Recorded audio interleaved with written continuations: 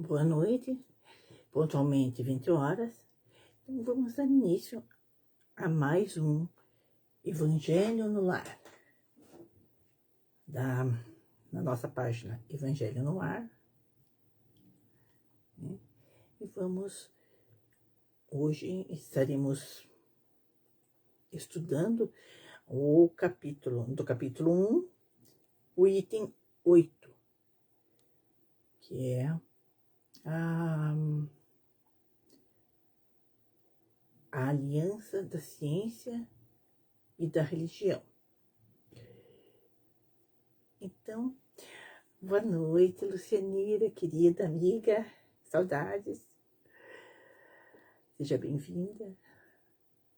E vamos, então, antes de começar a estudar o nosso tema de hoje, né? Vamos fazer uma oração. Se quiser colocar um copo de água ao lado para ser fluidificado durante o nosso estudo, né? Esteja à vontade. Então, eu tô com a minha garrafinha aqui, né? Tô com a minha garrafinha de água aqui, tô lá para tomar quando terminar o Evangelho. Então, mas antes vamos elevar o nosso pensamento a Deus, agradecendo por mais este dia, por mais esta semana que passou.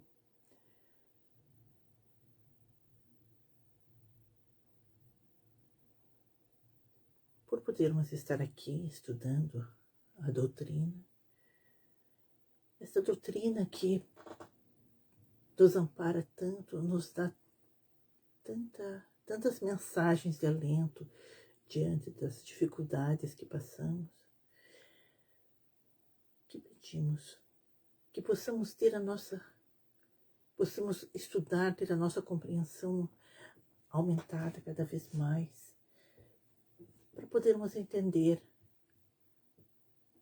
a necessidade de nós agirmos de acordo com aquilo que nós sabemos, que nós estudamos na teoria.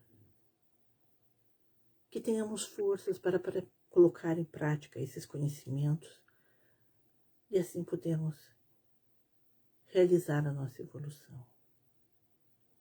Ser conosco, Jesus amado, hoje e sempre. Que assim seja. Bem, então, vamos fazer a leitura do Evangelho.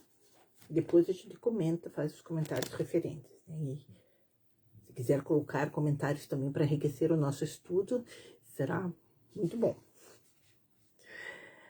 Aliança da ciência e da religião. A ciência e a religião são as duas alavancas da inteligência humana. Boa noite, Felice. Uma revela as leis do mundo material e a outra as do mundo moral. Tendo, no entanto, essas leis o mesmo princípio, que é Deus, não podem contradizer-se. Se fossem a negação uma da outra, uma necessariamente estaria em erro e a outra com a verdade. Porquanto Deus não pode pretender a destruição da sua própria obra. A incompatibilidade que se julgou existir entre essas duas ordens de ideias provém apenas de uma observação defeituosa e de excesso de exclusivismo de um lado e do outro. São chegados os tempos em que os ensinamentos do Cristo têm de ser completados, em que o véu intencionalmente lançado sobre algumas partes desse ensino tem de ser levantado, em que a ciência, deixando de ser exclusivamente materialista, tem de levar em conta o elemento espiritual e que a religião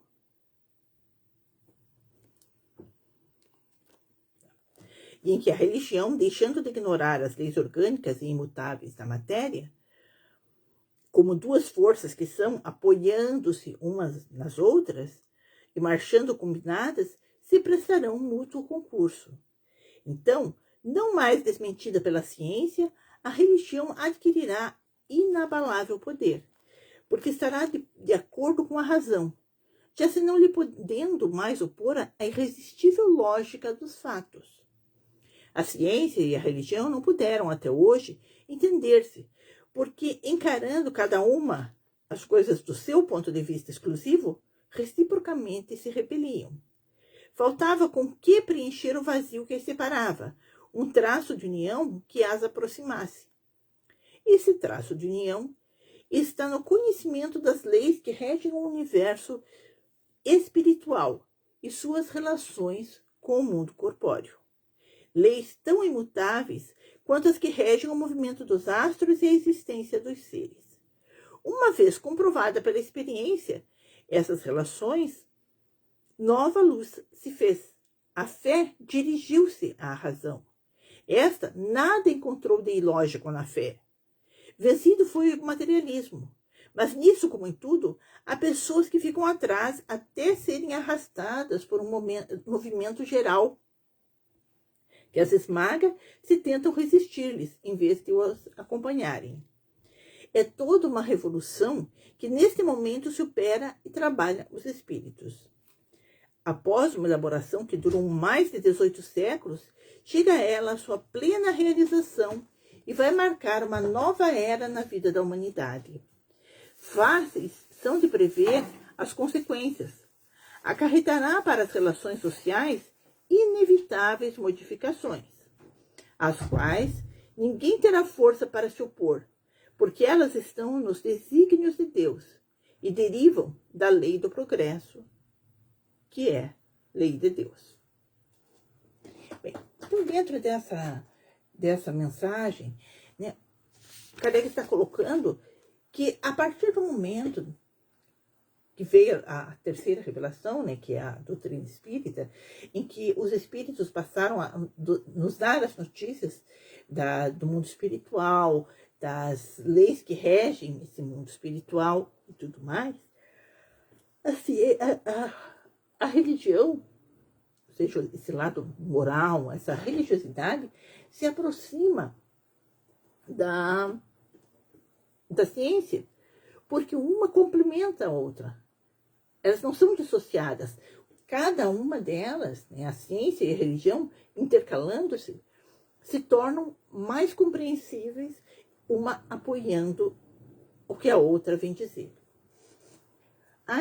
Albert Einstein, que foi um grande físico alemão, ele dizia, dele a seguinte frase: a ciência sem religião é manca, a religião sem a ciência é cega.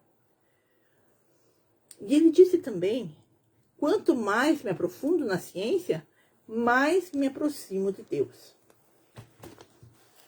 Então, com essas duas frases, Einstein queria nos dizer da necessidade de unir esses dois conhecimentos. Porque a ciência trata das leis físicas, das leis relacionadas à matéria, ao passo que a religião trata das leis relacionadas ao mundo espiritual. Se não houver como ele fala ali, né? A ciência sem a religião é manca. Por quê? Porque tem coisas que a ciência não consegue explicar. Não existe uma fórmula mágica para explicar determinados acontecimentos. Porque enquanto a ciência estiver apoiada única e exclusivamente aos valores materiais. A partir do momento que ela complementar com os valores espirituais, ela se torna completa. E a religião sem a ciência é cega. Por quê? Porque a religião sem uma base científica, sem houver algo que comprove, que possa fazer a comprovação dos fatos, pode acontecer de formar fanáticos, de pessoas que acreditam porque alguém disse. Não questionam, não se interrogam, por mais que diga uma coisa que racionalmente não se encontraria uma explicação, a religião pode vir dizer apenas isso é um mistério de Deus, né? É algo que não nos cabe querer compreender, porque não é da nossa alçada. Bom, e por que não seria da nossa alçada? Não temos nós a inteligência? Deus não nos criou simples e ignorantes, mas com o potencial do desenvolvimento da inteligência. A partir do momento que vamos desenvolvendo a nossa inteligência, nós vamos compreendendo cada vez mais. Cada vez mais a gente vai entendendo, compreendendo e captando aquelas mensagens, aqueles ensinamentos que vão se embasando, uma apoiando a outra. Se não houver um embasamento, se a gente acreditar apenas porque foi dito para mim, foi dito isso para mim, eu li dessa forma e entendi dessa forma e encerrou. Se não houver essa compreensão científica, é como pode se criar fanáticos, né? Pessoas que não agem utilizando a inteligência recebida de Deus, aquela inteligência que nós recebemos para desenvolver, mas então a pessoa não está utilizando a sua inteligência, porque não está vendo que se eu chego e falo, olha, 2 mais 2 é 5. Não, 2 mais 2 não é 5. 2 mais 2, ok, 4. Não, eu estou dizendo que 2 é 2 mais 5, então você tem que acreditar que 2 é 2 é mais 5. Tá bom, então não vou comprovar. Né? Você está dizendo que 2 e 2 mais 2 é 5, então não vai fazer a prova dos 9 para descobrir, tentar mostrar que realmente a resposta é outra. Boa noite, Zilda, seja bem-vinda.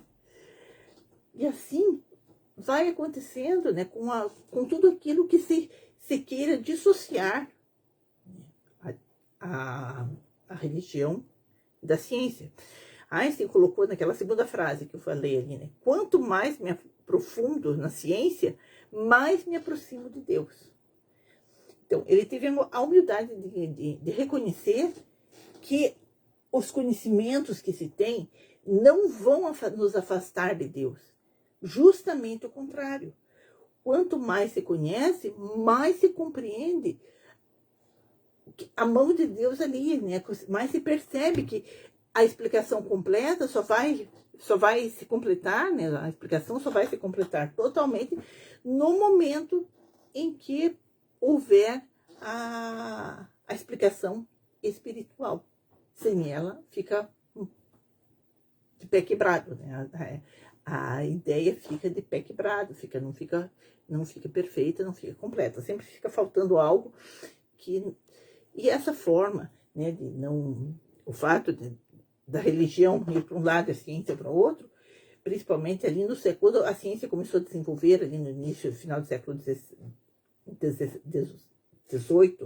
início do século XIX, em que as ciências começaram a se desenvolver com maior rapidez, com maior intensidade. Não havia possibilidade de acreditar na ciência e na religião, porque a ciência dizia uma coisa e a religião ia totalmente contra aquilo, né? Podemos pegar ali da própria da criação do homem, né? Em que a religião tradicional dizia que a Terra havia sido criada em 7 dias, que Deus fez o mundo em 7 dias, em 6 dias, né? E no 7º descansou, né? Então os 6 dias é encarado ali literalmente como 6 intervalos de 24 horas. Quando, na realidade, a ciência explicou, né, a ciência conseguiu explicar que houveram, na verdade, vários períodos que combinam com o desenvolvimento, né, expressado da criação do mundo, né, depois a criação, o início, aquela bola, que era aquela bola que não havia extremamente quente, em que não havia possibilidade de haver de haver vida orgânica. Depois, a partir do resfriamento, quando começaram a aparecer os primeiros embriões lá na água, depois que vieram os animais, se desenvolveram os animais anfíbios, para depois virem os animais terrestres. Então, isso é o tempo que foi necessário para ver esse desenvolvimento, né? E uma coisa casa com a outra. Se nós observarmos, formos estudar ali, cada período está relacionado com um dia daquele que é citado no Novo Testamento. Então, são muitos detalhes assim, né, que a gente vai aprendendo à medida que o tempo vai passando. A gente vai conseguindo assimilar essas verdades, né, casando os conhecimentos que temos do mundo espiritual com as que temos do mundo material.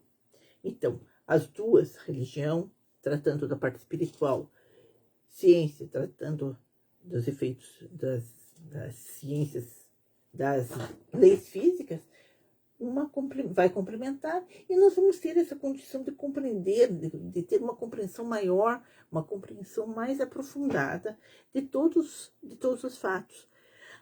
A partir do momento em que se completa isso, é como também fala, né, atualmente fala-se que no futuro, né, os médicos irão tratar simultaneamente as doenças do corpo e as doenças da alma.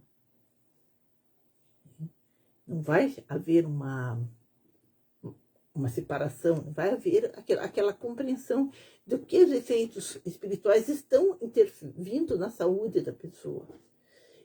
E assim por diante, em todos os fatos, vai havendo essa compreensão, esse entendimento, esse estudo mais aprofundado, em que se percebe que, reunindo ciência e religião, nós só temos a ganhar, porque nós estaremos aprendendo cada vez mais.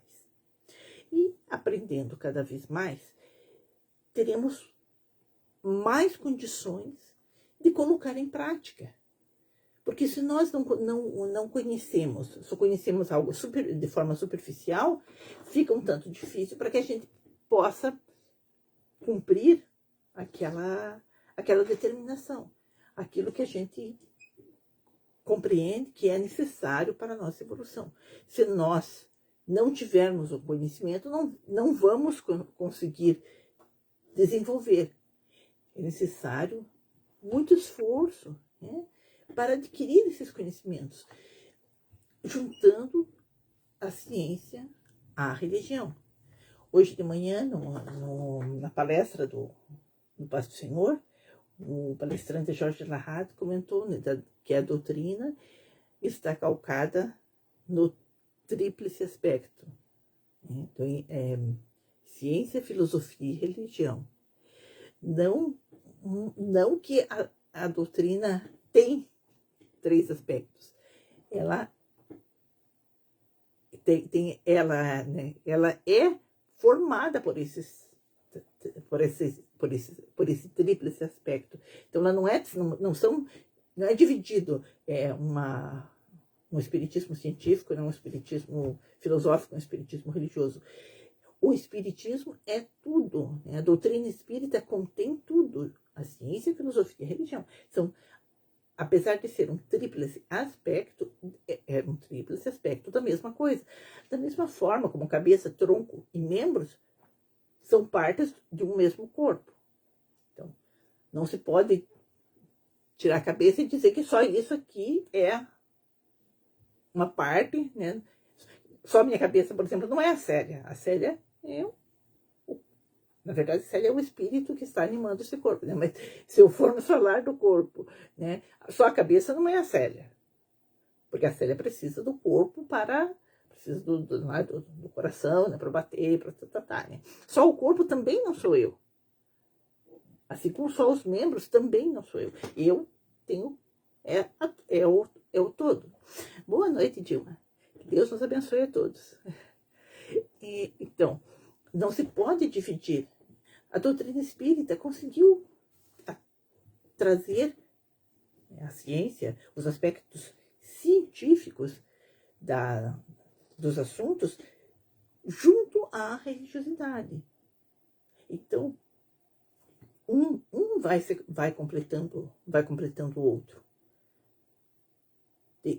Deus deixou de ser aquele ser com aspecto físico, com aquele velhinho barbudo, né? Para nós, claro que tem religiões que acreditam dessa forma e tem a sua fé calcada nesse aspecto, e não existe problema, né? O importante é que se tenha fé.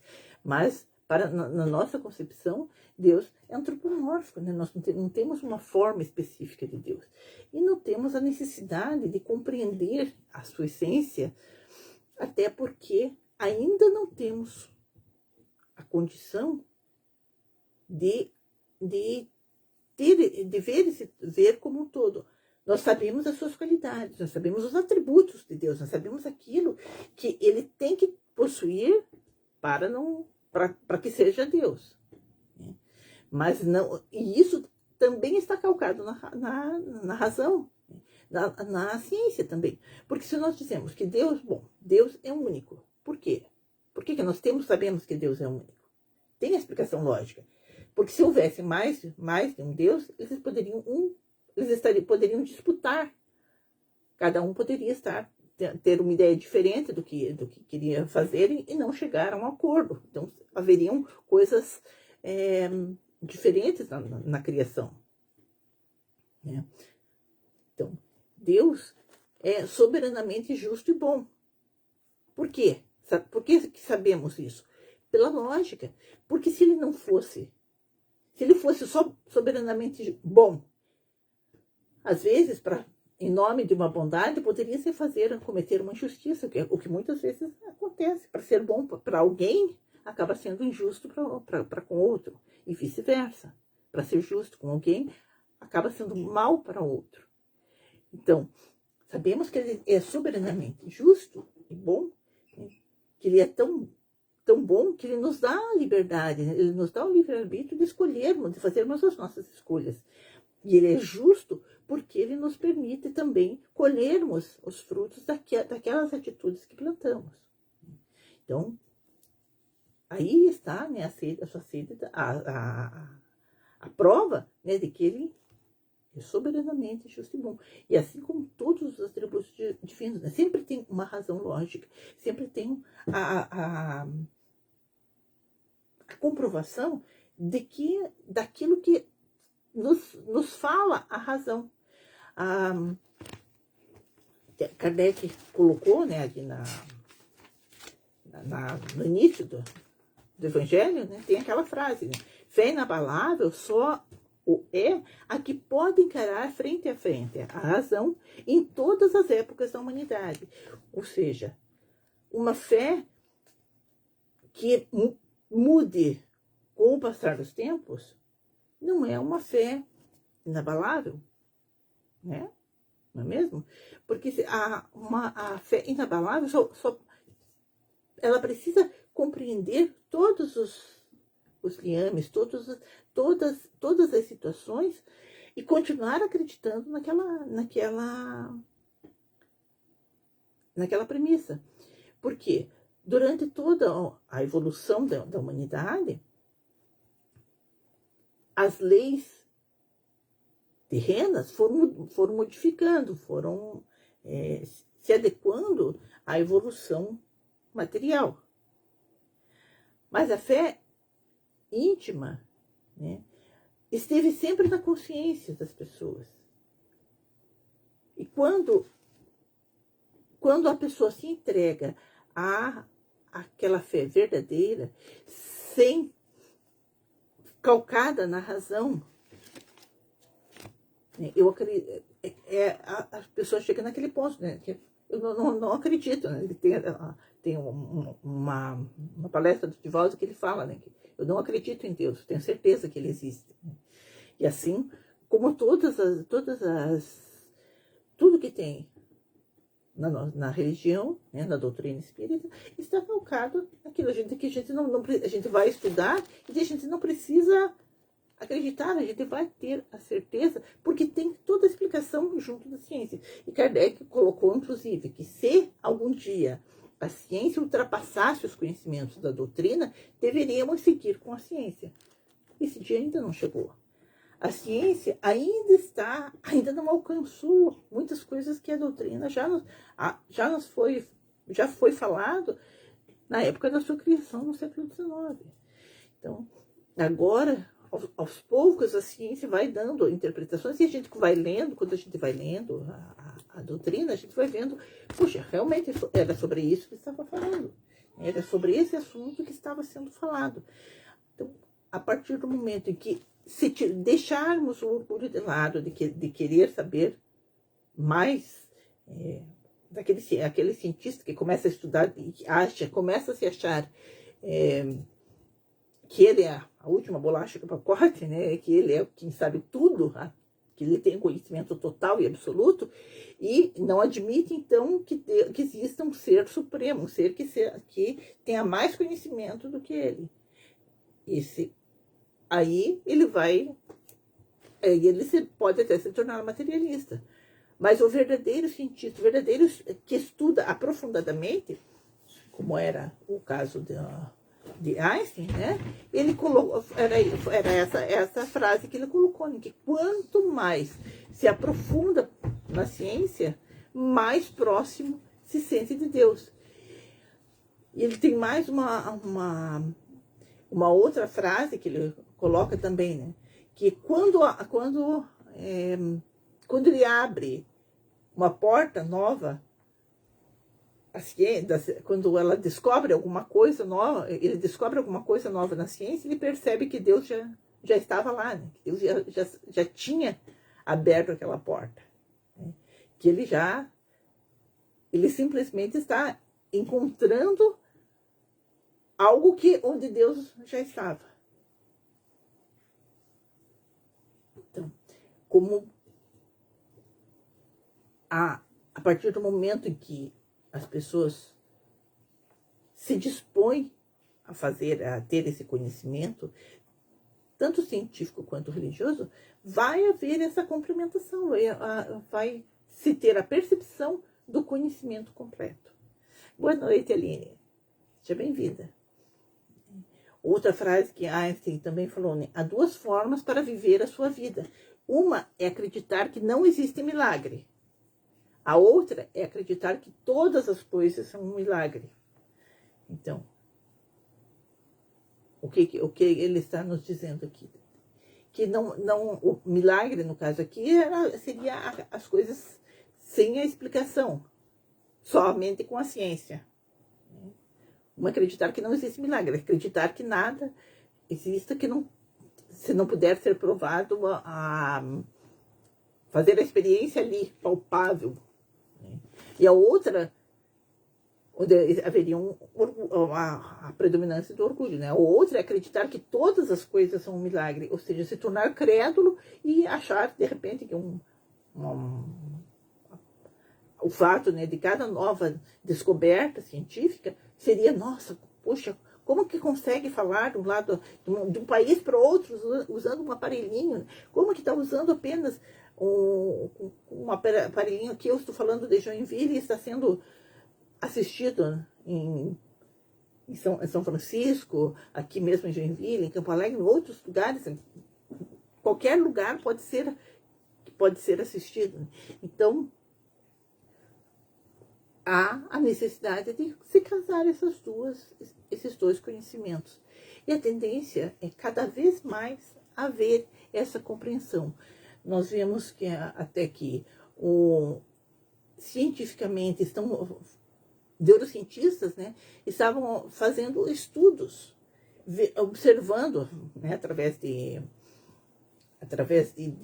exames feitos em pessoas com tomografias realizadas, né, com participantes em pessoas. São Paulo também, a Lucianira está falando. Pois é, eu tô aqui de Joinville, né, em vários lugares, né, inclusive São Paulo, né, como a Lucianira está colocando, né, pode ser ouvido. Né? Então, isso não é um milagre, é um efeito da ciência, né, do trabalho. Né? Então, que possibilita que isso aconteça. É um trabalho da inteligência humana permitindo que aconteçam essas tarefas esses conhecimentos científicos sejam aplicados. Né? Então, ali, então esses neurocientistas fizeram tomografias e pediam para pessoas resolverem alguns problemas, né, ou darem a sua opinião a respeito de determinados assuntos, e puderam comprovar que os grupos de neurônios que são acionados para fazer, por exemplo, problemas matemáticos, são mais ativados em pessoas agnósticas, né, pessoas não religiosas, né, do que nos religiosos. Mas quando se trata de temas ligados à ética social, as atividades nas áreas acionadas eram muito maiores nas pessoas que tinham religiosidade do que nas outras, naquelas que não tinham. Né? Então, até o próprio cérebro vai mostrando, né? Ele está, através das experiências, percebe-se aonde que está, que se aciona para fazer uma coisa ou para fazer outra. Já foi descoberto também, através de exames, né, as partes do neurônio, dos neurônios que são acionadas quando a gente ora. Né, que até foi chamado, né, de um ponto de Deus. Né. Então, que existe aquela parte, né, do cérebro que se ativa, que fica luminosa. Quanto mais a pessoa ora, mais luminosa fica. Então, mais energia despende. Os espíritos nos falam que quando se ora, se ilumina. Né? Os cientistas falam que quando a pessoa ora, há um afloramento de energia. Traduzindo a mesma coisa, né? No caso, a constatação, existe essa constatação. Então, a ciência e a religião, quanto mais forem se aprofundando uma com a outra, mais perceberão que de mãos dadas se completam. E então vai haver um crescimento maior, tanto do conhecimento como das atitudes, né, que formarão o mundo de regeneração que sabemos que está sendo em preparação para ser instalado aqui na Terra. Então, eu queria agradecer a quem acompanhou, né, as amigos aqui que né, acompanharam o nosso estudo. E convidamos novamente a orar, agradecendo pela oportunidade de nos reunirmos, ainda que virtualmente, pois que ainda que virtualmente estejamos apenas, as energias, a troca de energias existe da mesma forma. Porque a energia da oração não conhece paredes. A energia do amor despendido no momento em que oramos, ele se propaga. Podemos, assim, estarmos em contato, apesar da distância. Desejarmos a todos que a paz esteja nos corações, em todos os corações daqueles que estão assistindo, considerando, né, ontem tivemos a comemoração terrena do aniversário do nascimento de Jesus, não importando que seja essa data ou não, mas o que importa são os sentimentos que nascem nesse momento, o sentimento de solidariedade que deveria, pelo menos, prevalecer nesses momentos. Que deveríamos manter, reconhecendo que, independente de ter sido esse dia ou não, foi o dia que nosso mestre adentrou o corpo terreno para sua missão maravilhosa, que foi de trazer-nos os ensinamentos, mostrar-nos os caminhos que devemos seguir, para podermos nós também atingirmos a felicidade. Que saibamos aproveitar esse caminho que Ele nos trouxe, que Ele nos mostrou, que possamos a cada dia nos aproximarmos através de nossos pensamentos, de nossas atitudes, possamos nos aproximar mais desse exemplo que Deus nos enviou, desse exemplo que foi para nós, esse nosso modelo e guia, Jesus. Que assim seja. Boa noite, Adoro, boa noite, Rosni. Então, como estávamos comentando ainda, né? A energia do amor, a energia da paz não conhece paredes, né? Então, com muito carinho, que eu desejo a cada um de vocês que este ano que vai iniciar daqui a alguns dias, mesmo sendo apenas uma data no calendário, mas que seja um momento em que possamos nos aproximar mais do nosso modelo e guia, que possamos manter a paz no nosso coração, que cada dia seja uma nova conquista, um passinho, por menor que seja, mas que possamos ir seguindo, não parar, seguir em frente cada vez mais. Um abraço com muito carinho a todos vocês, que em 2022 seja um ano em que saibamos fazer melhor do que fomos em 2021. Até o ano que vem.